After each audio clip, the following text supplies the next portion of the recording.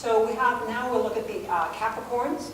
Again, we could, the Geminis or the Aquarius is to be looking forward to this coming up. But right now the Capricorns are there, and Uranus is in their 4th house. And the 4th house is home. It's the structure.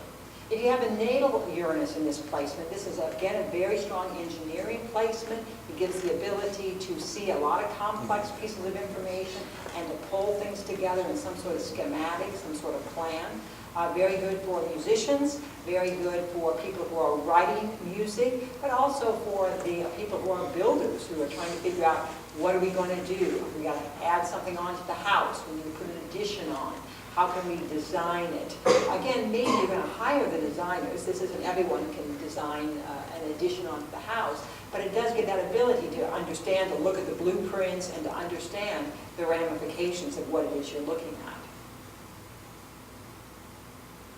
So, in the 4th house, it brings up sometimes some difficult topics, sometimes issues of communal living, sometimes assisted living, because remember, 4th house is home, Uranus is the masses, so oftentimes we get into situations where, we're talking about assisted living facilities, where now we have, how many people do we have living under one roof?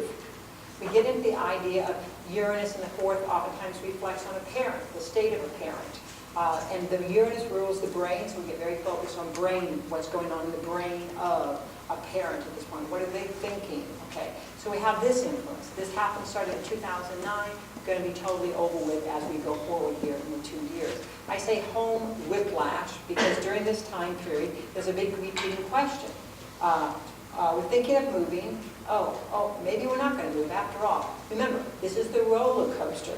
One is unsure about to move or not to move. Is this the time? Is this the window?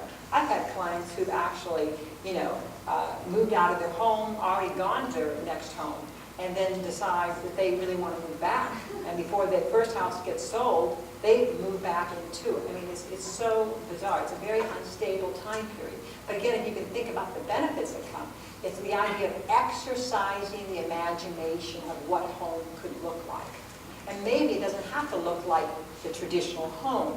Maybe it can be someplace else. Maybe we can live a different lifestyle. So it's a very interesting thing.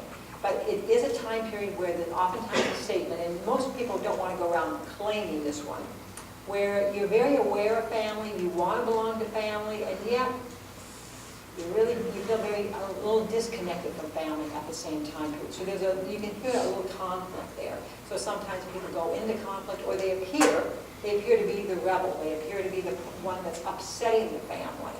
And you're just being who you are. But maybe you're bringing up an issue that the rest of the family doesn't want to talk about, doesn't want to hear about. So it's awkward energies. And the bottom one is it lays a new career path. Uranus means the future.